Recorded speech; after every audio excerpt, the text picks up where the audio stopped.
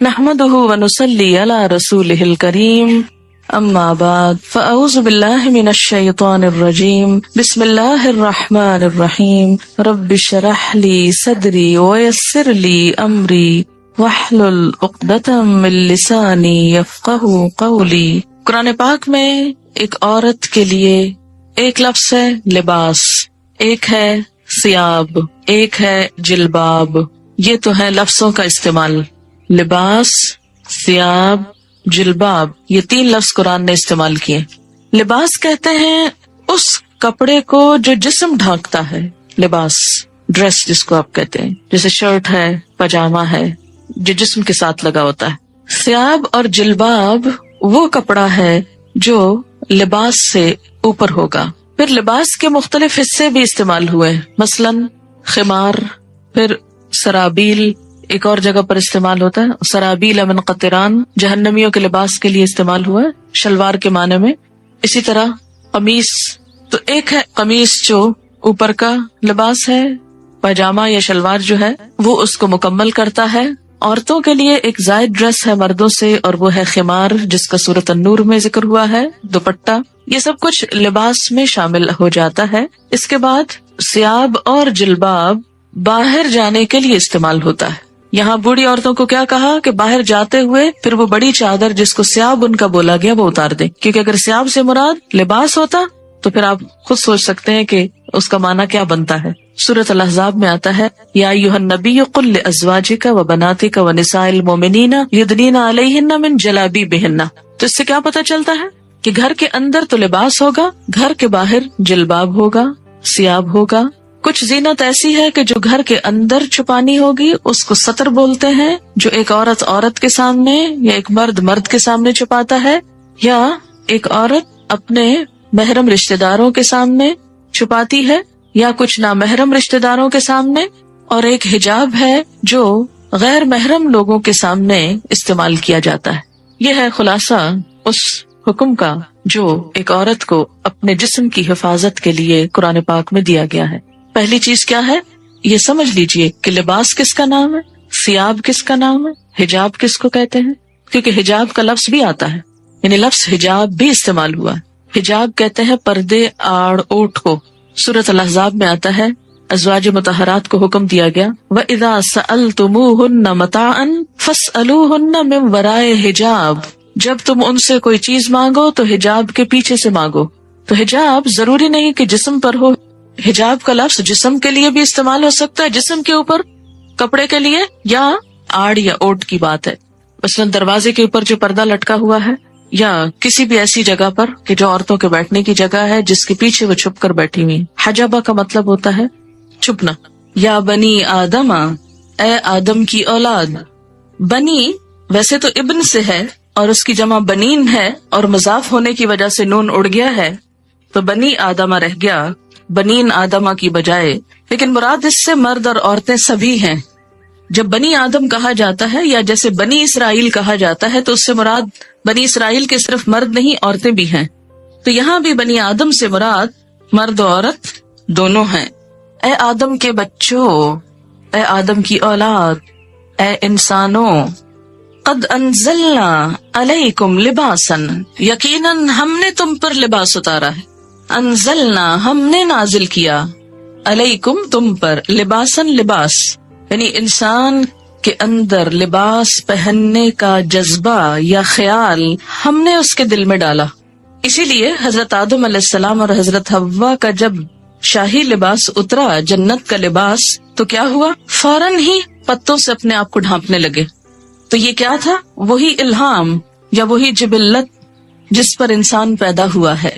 قد انزلنا علیکم لباسا، ہم نے تم پر لباس اتارا ہے، یواری سوآتکم، جس کا مقصد کیا ہے؟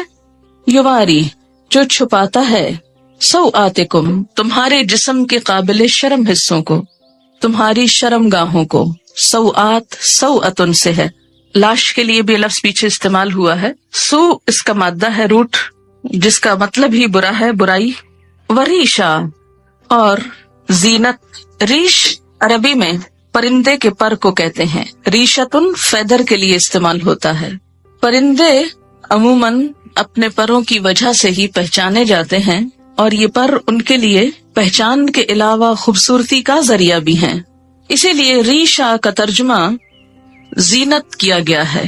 زینت کے علاوہ پر حفاظت کا ذریعہ بھی ہیں، گرمی سردی سے بچاؤ کا ذریعہ بھی. تو یہاں پر لباس کے 2 مقاصد بتائے گئے.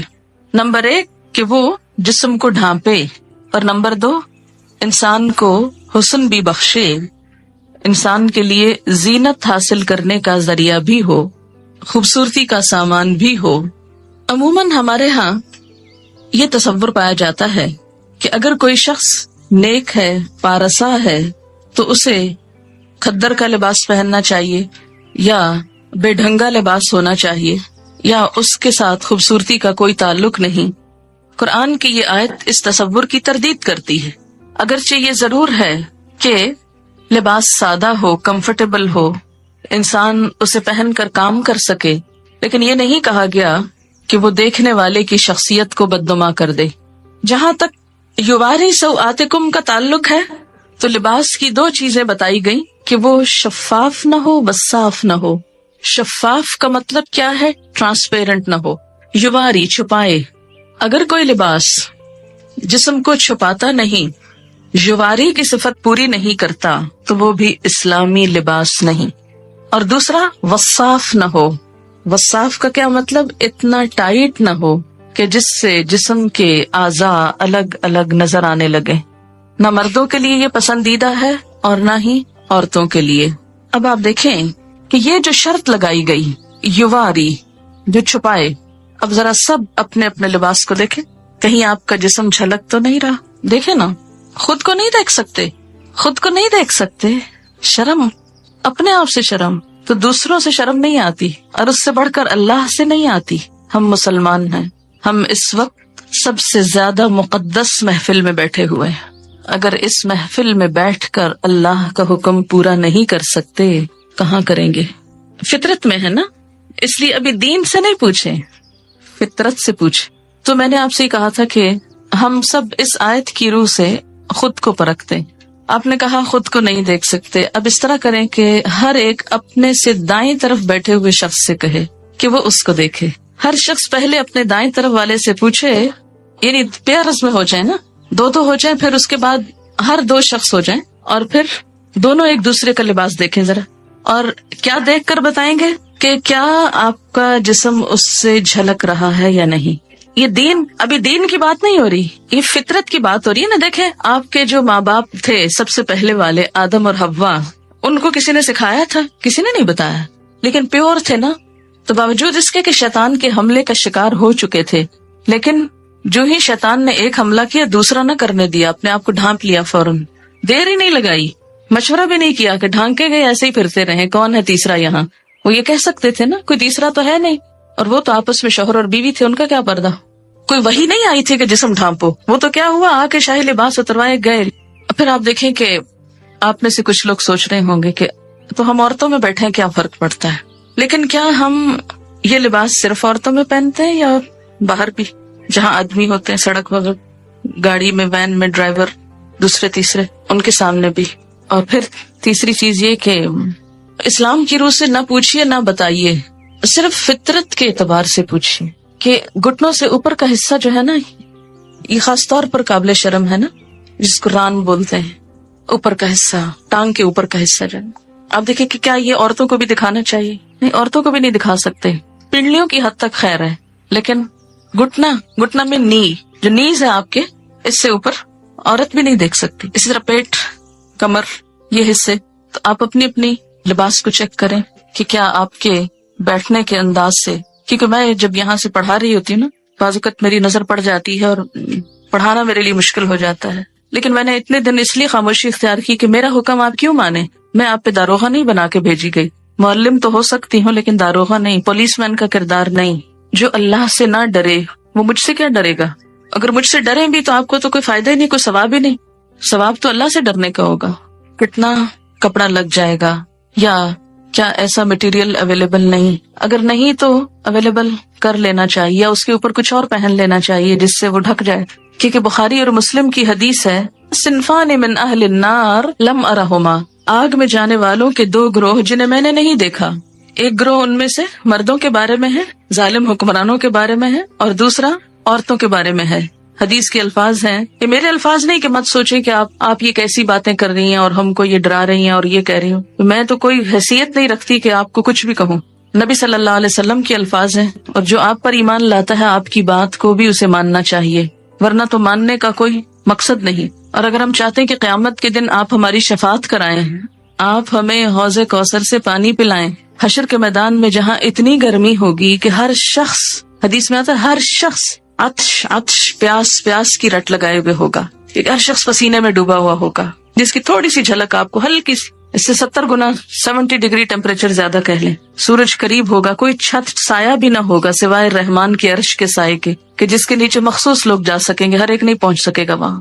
آپ صلی اللہ علیہ وسلم اپنی امت کو حوض کوثر سے پانی پلائیں گے، اور جس کو ایک دفعہ پلائیں گے دوسری دفعہ اس کو پیاس نہ لگے گی.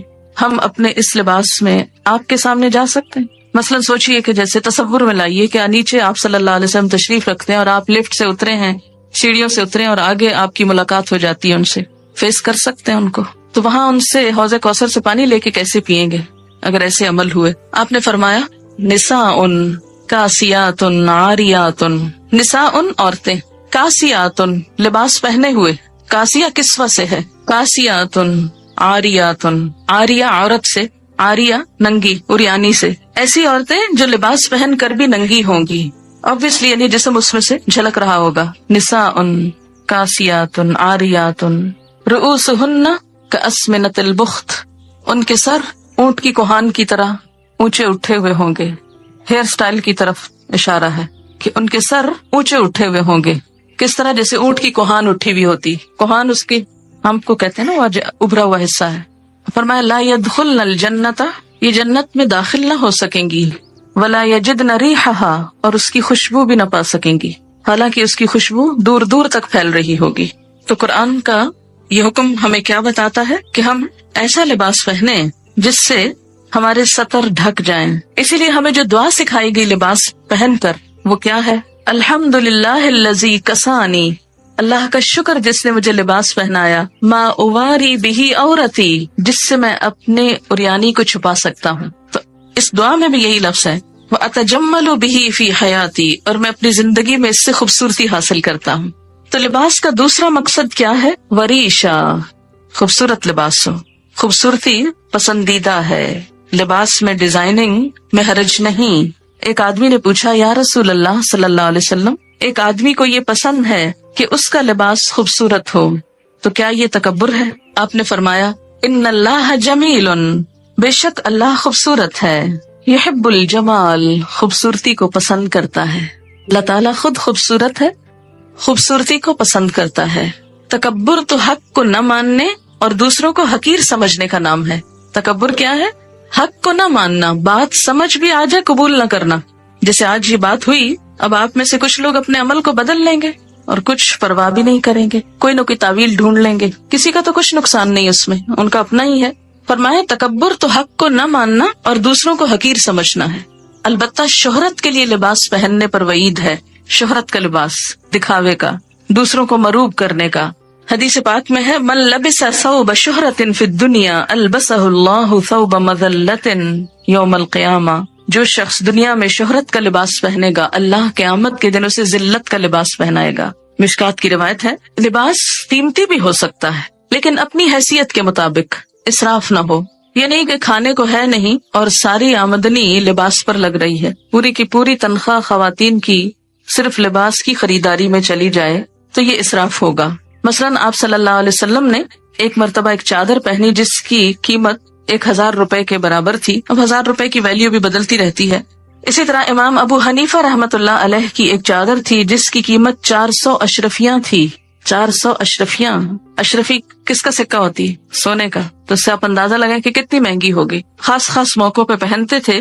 اس کا یہ مطلب نہیں کہ ہم لاکھوں کا دلہن کا جوڑا بنا کے بیٹھ جائیں کہ امام ابو حنیفہ کی چادر ایسی تھی. وہ جوڑا اور اس میں بہت فرق ہے. مسند علم پر قیمتی لباس پہن کر بیٹھنا وہ اور چیز ہے، لیکن ایک دکھاوے کے لیے، ایک ریاکاری کے لیے، دوسروں پہ روب جمانے کے لیے اتنا پیسہ خرچ کرنا بالکل مختلف چیز ہے. امام مالک کے حالات زندگی میں آپ نے پڑھا ہوگا کہ وہ جب حدیث کے درس کے لیے آتے تھے تو روزانہ نیا جوڑا پہنتے تھے اور ایک دفعہ پہننے کے بعد اس کو صدقہ کر دیتے تھے، یعنی جو لباس ایک دفعہ پہنتے تھے وہ دوبارہ نہیں پہنتے تھے. نہایت خوبصورت، صاف ستھرا، عمدہ لباس ہوتا. جب ان سے پوچھا گیا کہ آپ ایسا کیوں کرتے ہیں تو وہ کہتے کہ نبی صلی اللہ علیہ وسلم کی حدیث یا آپ کی مجلس کے وقار کے لیے، کیونکہ ہر مجلس کا ایک وقار ہوتا ہے. اتنے بڑے انسان کے نام پر قائم کی ہوئی مجلس میں سب سے بہترین لباس پہنتا ہوں، اور جب مجلس ختم ہوتی لباس اتارتے اور صدقہ کر دیتے، اپنے شاگردوں کو دے دیتے. ان کے ہاں ایسا ہوتا تھا کہ مختلف لوگ مسلسل آتے، کچھ عرصہ رہتے، ان سے سیکھتے، پھر آگے چلے جاتے. تو یہ طالب علم بھی ہوتے تھے، مسافر بھی ہوتے تھے، اور ان کے پاس یہ لباس کہاں سے آتے تھے؟ ان کے مختلف شاگردوں کی طرف سے جو چلے جاتے، وہ پھر بعد میں ہدایہ بھیجتے اور وہ ان کو ان کی خوشی کی خاطر استعمال کرتے اور ساتھ ہی صدقہ کر دیتے. ہمارے ہاں تو تصور ہے نا کہ صدقہ صرف اس چیز کا ہو سکتا ہے جو گھسی پٹی، بیکار، فضول ہو جائے، جس کا اب آئندہ کوئی استعمال ہے ہی نہیں، اس کو صدقہ کر دو. لیکن کوئی چیز جو استعمال کے تھوڑے سے بھی قابل ہو اسے رکھے رکھو، چاہے استعمال کا موقع ملے یا نہ ملے. تو اصل چیز جس سے بچنا چاہیے وہ دو ہیں، ایک تو ریاکاری، اسراف، اور دوسرے بے حیائی کا لباس. لباس انسان کی شخصیت کا بھی پتہ دیتا ہے. لباس انسان کے باطن کا رنگ ہوتا ہے کہ وہ اندر سے کیسا ہے. جیسا وہ اندر سے ہوتا ہے ویسے ہی وہ لباس پہنتا ہے. ہر شخص کی اپنی ایک چوائس ہوتی، اپنا اس کا ایک ڈیزائن ہوتا ہے، اپنا ایک سٹائل ہوتا ہے. پھر جو خوبصورت بات یہاں پتہ چلتی ہے وہ یہ ہے کہ خوبصورت لباس کو ریش، پر سے تشبیہ دی گئی. اس وقت کچھ پر آپ کو دکھانے کے لیے لائے ہیں. ذرا ان پروں کو آپ دیکھیے کہ کوئی انسان ایسی خوبصورت چیز بنا سکتا ہے. یا آپ دیکھیں اس کا کبھی قریب سے آپ شیڈ دیکھیں تو آپ حیران ہو جائیں، کیونکہ ہم دیکھتے بھی ہیں نا مور، تو کہاں دیکھتے ہیں؟ دیکھتے ہی نہیں. ہم اپنے لباس نہیں دیکھتے تو موروں کے کہاں دیکھیں گے؟ ابھی آپ کہہ رہے تھے نا، دیکھا ہی نہیں جاتا. کس قدر خوبصورت، ایسے لگتا ہے جیسے کسی نے دھاگے سے باقاعدہ وہ کڑھائی کی ہوئی ہے، اور اتنے خوبصورت شیڈ، اتنے زبردست کہ انسان حیران رہ جاتا ہے. اور ایسا تھریڈ، اتنا سلکی تھریڈ تو ہم ویسے خود بھی پروڈیوس نہیں کر سکتے. اس میں وہ نظافت اور لچک، اور پھر آپ دیکھیں کہ کس خوبصورت طریقے سے اس کی آؤٹ لائن بنائی ہوئی ہے، اور آؤٹ لائن کے ساتھ بھی شیڈز ہیں. اور پھر جو پر اٹھے ہوئے ہیں یہ آپ دیکھیں کتنی ترتیب کے ساتھ، جیسے کسی نے باقاعدہ ٹرمنگ کی ہوئی. یہ خود ہی بن گئے، خود نہیں بن سکتے. اللہ تعالیٰ نے پرندوں کو تو خود ہی دے دیا، خود ہی پہنا دیا. ہمیں عقل دی اور کیا کہا؟ استعمال کرو اور اپنے لیے خوبصورت لباس بنا لو. اب دیکھیں کہ جب بہت سارے لوگ ایسی کڑھائی وغیرہ کرتے ہیں تو ان کی، یعنی کڑھائی والے کپڑے پہننا منع نہیں ہے، تقویٰ کے خلاف نہیں ہے، ان کا بھی روزگار ہو جاتا ہے. کئی دیہاتوں میں بیٹھی لڑکیاں، بچیاں جو اپنی زندگی، جن کو اور کوئی کام کرنے کو نہیں، وہ پڑھ لکھ نہیں سکتی، کتنی خوبصورت خوبصورت چیزیں بناتی، لیکن ہم ان پہ بڑا ظلم ڈھاتے ہیں کہ بہت ہی اونے پونے داموں لے کر ان کی آنکھوں سے اور ان کے صلاحیتوں سے مذاق کرتے ہیں. پھر اسی طرح آپ دیکھیں، اس میں بھی آپ دیکھیں کیسا شیڈ ہے، اتنا خوبصورت. اور ان کی جو نرمی اور ملائمت ہے، ہم بھی اتنے عقل مند نہیں کہ اتنے خوبصورت کپڑے پہننا جانے. ہمارے کپڑے تو خوب اکڑے ہوئے ہوتے، انکمفرٹیبل، کہ جس میں سانس نہ آئے، کام نہ کر سکیں. پرندوں کے پر خوبصورت ہونے کے ساتھ ساتھ اتنے پریکٹیکل ہوتے ہیں کہ ان کو اپنا کام کرنے میں کوئی دشواری نہیں ہوتی. ہم بعض اوقات خوبصورت لباس پہننے کے شوق میں ایسا لباس پہن لیتے ہیں کہ جو بالکل پریکٹیکل نہیں ہوتا. پڑھاتے وقت اگر ساتھ یہ بھی دکھایا جائے تو تھوڑی سی فیلنگ اچھی آتی ہے کہ اللہ تعالیٰ نے کیا کیا خوبصورتی پیدا کی اور کس کے لیے پیدا کی. یہ پرندے ادھر ادھر اڑتے پھرتے ہیں، ان بیچاروں کو تو خود تو کلرز پتہ نہیں اپنے نظر بھی آتے ہیں کہ نہیں، کہ کلرز دیکھنے کی صلاحیت بھی انسان کو ملی. ہم انسان ایکسٹریم پہ چلے جاتے ہیں. ہماری ایکسٹریمز کیا ہیں کہ یا تو دین کے نام پہ، تقویٰ کے نام پہ ہم بالکل بدھو بن جاتے ہیں اور دنیا کی کسی چیز سے کوئی فائدہ نہیں اٹھانا چاہتے. ملنگ کہلانا دوسرے لفظوں میں نیک کہلانا ہے. اسلام میں کسی ملنگی کا کوئی تصور نہیں. یہ بعد کے نظریات ہیں، سادھو اور بھکشو اور معلوم نہیں کیا کچھ. اللہ تعالیٰ نے اپنی یہ تخلیق ہمیں سکھانے کے لیے، ہمیں دکھانے کے لیے پیدا کی ہے. کس کے لیے ہے یہ سب کچھ؟ اللہ تعالیٰ فرماتے تمہارے لیے. ہمارے لیے کیا؟ کہ ہم اس سے سبق سیکھیں. انسان نے جانوروں سے بھی بہت کچھ سیکھا ہے. اپنی حیثیت کے اندر رہتے ہوئے، اپنی شخصیت کے مطابق ساتر لباس، خوبصورت لباس، خواہ پینٹنگ ہو، کڑھائی ہو، مکیش ہو، تلہ ہو اور کچھ اور ہو جو آپ کو آتا ہے اور مجھے نہیں آتا، یہ سب کچھ منع نہیں ہے، لیکن موقع کی مناسبت سے، حدود کے اندر رہتے ہوئے اور پہلی شرط مانتے ہوئے. یواری سواتکم، معلوم نہیں شیطان نے ہمیں کیوں سجھا دیا کہ ننگا ہونا زیادہ خوبصورتی ہے اور جسم کی نمائش کو خوبصورتی بنا دیا.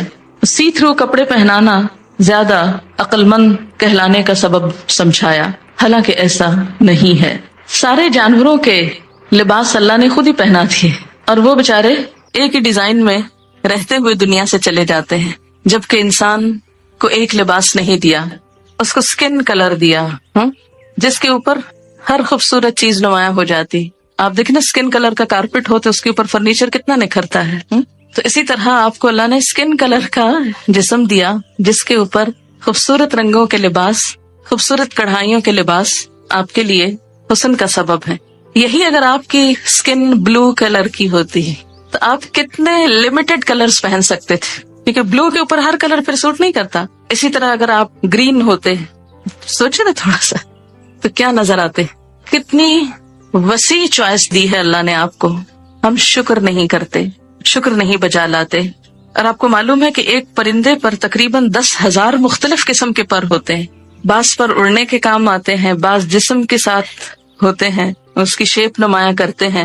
اسی طرح فلفی ہوتے ہیں، نرم ہوتے ہیں، آرام دہ ہوتے ہیں. تو لباس بھی اگر آرام دہ ہو، نرم ہو، سلکی ہو، کمفرٹیبل ہو تو اس میں حرج نہیں، گناہ کی بات نہیں. ہاں، مردوں کے لیے سلک حرام قرار دی گئی، اگر ان کے لیے حلال ہوتی تو شاید عورتوں کے حصے میں بہت تھوڑی آتی. حدیث ہے آپ صلی اللہ علیہ وسلم جب کوئی نیا کپڑا پہنتے تو اس کا نام لے کر فرماتے کہ اللہ نے مجھے یہ عنایت فرمایا، اور پھر دعا پڑھتے اللہم لک الحمد انت کسوتنیہ اسألک خیر ما صنع لہ واعوذ بک من شرہ وشر ما صنع لہ. اے اللہ، تیرے لیے ہی سب تعریف ہے، جیسا کہ تو نے مجھے یہ کپڑا پہنایا، میں تجھ سے اس کی بھلائی اور اس چیز کی بھلائی کا سوال کرتا ہوں جس کے لیے یہ بنایا گیا، اور میں تیری پناہ چاہتا ہوں اس کی برائی سے اور اس چیز کی برائی سے جس کے لیے یہ بنایا گیا. ایک اور دعا ہے اللہم انی اسألک من خیرہ وخیر ما ہوا لہ واعوذ بک من شرہ وشر ما ہوا لہ. ترجمہ ہے اے اللہ، میں آپ سے اس کپڑے کی بھلائی کا اور یہ جس مقصد کے لیے ہے اس کی بھلائی کا سوال کرتا ہوں. جس مقصد کے لیے یہ کپڑا پہنا ہے اس کی بھی بھلائی کا سوال. کتنا خوبصورت ذہن موڑتا ہے نا اسلام اچھی طرف. کپڑا پہنو، کسی خاص اوکیزن کا کپڑا پہن رہے ہو، اور ہو سکتا ہے آپ کپڑے تو خوب پہن جائیں اور وہ سارا اوکیزن برباد ہو جائے، تو اس اوکیزن کے لیے بھی دعا مانگی جا رہی ہے. ساتھ ہی اگر آپ یہاں آنے سے پہلے یہ دعا پڑھیں تو اس سارے کام کی بھلائی کی دعا ہو جائے گی، اور اس کی برائی سے یعنی اس لباس کی برائی سے اور یہ جس مقصد کے لیے ہے اس کی برائی سے تیری پناہ چاہتا ہوں، تو آپ محفوظ بھی رہیں گے.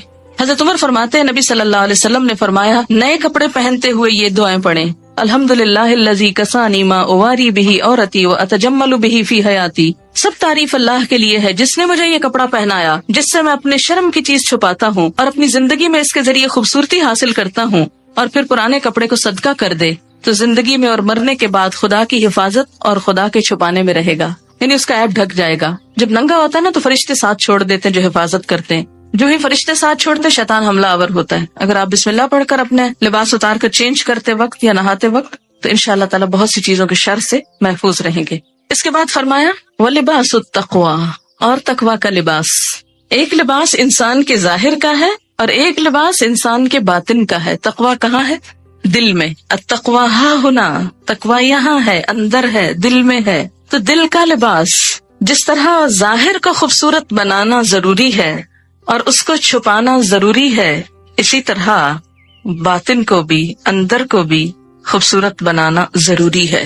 ظاہر تو لوگ دیکھتے ہیں، باطن اللہ دیکھتا ہے. ہم لباس میں کتنا زیادہ اس بات کا خیال کرتے ہیں کہ لوگ کیا کہیں گے. لوگ کہیں گے لو ہر وقت ایک ہی لباس پہنا ہوتا ہے، روز وہی، ہر پارٹی میں وہی. اور صرف لوگوں کی نظروں میں جچنے کے لیے ہم کتنی بڑی بڑی رقمیں خرچ کر دیتے ہیں، کتنے بازاروں کے ٹیلرز کے پاس چکر لگاتے ہیں، کتنا پیسہ لگاتے ہیں. مکان بنانے کے بعد جو زیادہ خرچ آتا ہے کھانے پینے سے بھی بڑھ کر وہ عموماً لباس پر ہوتا ہے. لیکن اندر کے لباس کو خوبصورت بنانے کے لیے جسے صرف اللہ دیکھتا ہے اس کے لیے ہم کیا کرتے ہیں؟ لباس التقویٰ، تقویٰ کا لباس باہر بھی ہوگا. ظاہر ہے کہ وہ جب اللہ کی مرضی کے مطابق ہوگا تو تقویٰ کا ہوگا، اور اگر شیطان کی مرضی کے مطابق ہے، یاد رکھیے شیطان نے لباس اتروائے تھے. تو اگر ہم اللہ کی مرضی کا نہیں پہنیں گے تو مطلب کیا ہے کہ شیطان کی مرضی کا ہے، تو وہ تقویٰ کا لباس نہیں ہو سکتا. جو ایک شیطانی لک دیتا ہو یا شیطان کو خوش کرتا ہو. اور اسی طرح اندر کا لباس، دل کا لباس اللہ کا خوف.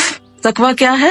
اللہ کا خوف، حق کو مان لینا، اپنے لیے اور دوسروں کے لیے ایک ہی معیار، خود کو بندہ سمجھنا، تواضع اختیار کرنا، یہ سب کچھ اندر کے لباس میں ہے. اپنے دل کو، اپنے اندر کو حسد، بغض، نفرت، عداوت سے پاک کرنا.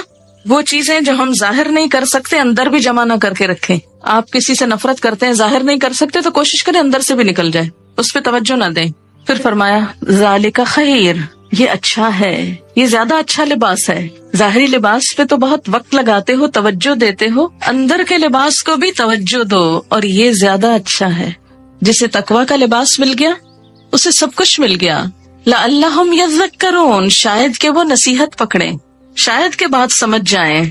اللہ تعالیٰ یہ کیوں کہہ رہے ہیں شاید کے؟ یہ کیوں نہیں کہتے وہ ضرور مان جائیں گے، ضرور نصیحت قبول کریں گے؟ اللہ تعالیٰ سچ فرما رہے ہیں نا. شاید کے کیوں کہہ رہے ہیں شاید کے؟ اس لیے کہ ہم ہیں ہی ایسے کہ جن سے شاید ہی کی توقع ہے، شاید یہ کر لیں، ضروری نہیں کہ کریں. اور اللہ کو تو کوئی پرواہ نہیں، نہ بھی کریں، ہاں جانا اسی کے پاس ہے. لعلہم یذکرون. سورۃ النور، نور کا مطلب ہے روشنی، اور اگر سورۃ نور پڑھی ہی نہ جائے تو روشنی کہاں سے آئے گی؟ اس میں خاص طور پر خواتین کے لیے روشنی ہے، بہت سی ہدایات ہیں. سب سے پہلی آیت ہے سورتن، ایک سورت ہے، انزلناہا، جسے ہم نے نازل کیا ہے، وفرضناہا، اور اس کو ہم نے فرض کیا ہے، یعنی لازم قرار دیا ہے. اس کے احکامات جو ہیں ان سے فرار نہیں. ہاں، وَأَنزَلْنَا فِيهَا آيَاتٍ بَيِّنَاتٍ، اور اس میں ہم نے بڑی واضح آیات اتاری ہیں کہ کوئی کل یہ نہ کہے، بہانہ نہ کرے ہمیں تو سمجھ نہیں آئی تھی کہ اللہ تعالیٰ چاہتے کیا تھے. نہیں، بڑی واضح باتیں ہیں. کس لیے ہے؟ لَعَلَّكُمْ تَذَكَّرُونَ، تاکہ تم سبق لو، تاکہ تم نصیحت پکڑو. یہ لفظی ترجمہ نصیحت پکڑو، تاکہ تمہیں یاد دہانی ہو جائے. ذکر بمانا یاد دہانی. قُلْ لِلْمُؤْمِنِينَ، کہہ دیجئے مومن مردوں کو، یغضوا، جھکا کر رکھیں، من ابصارہم، اپنی نگاہوں میں سے، ویحفظوا، اور حفاظت کریں، فروجہم، اپنی شرمگاہوں کی، ذالکا، یہ بات، ازکا لہم، زیادہ پاکیزہ ہے ان کے لیے، ان اللہ، بے شک اللہ تعالی، خبیرن، باخبر ہے، خبر رکھنے والا ہے، بما یصنعون، ساتھ اس کے جو کچھ وہ کر رہے ہیں. اس آیت میں مومن مردوں سے خطاب ہے اور اگلی آیت میں مومن عورتوں سے. آپ جانتے ہیں کہ قرآن پاک کے بہت سے احکام یا ایھا الذین آمنو کہہ کر مردوں اور عورتوں کے لیے برابر طور پر کہہ دیے جاتے ہیں، لیکن وہ احکامات جن میں خصوصی تاکید کی ضرورت ہوتی ہے اور مردوں اور عورتوں کے حکم میں بھی کچھ فرق ہوتا ہے، ان کو الگ الگ بیان کیا جاتا ہے. جس کی ایک مثال تو یہاں سورۃ النور میں ہے، ایک اور مثال سورۃ الحجرات میں ہے. سورۃ الاحزاب میں بھی خواتین کا نام لے کر مردوں اور عورتوں دونوں کو الگ الگ طور پر کچھ باتیں بتائی گئی. ان میں سے زیادہ تر احکامات معاشرتی زندگی سے متعلق ہیں،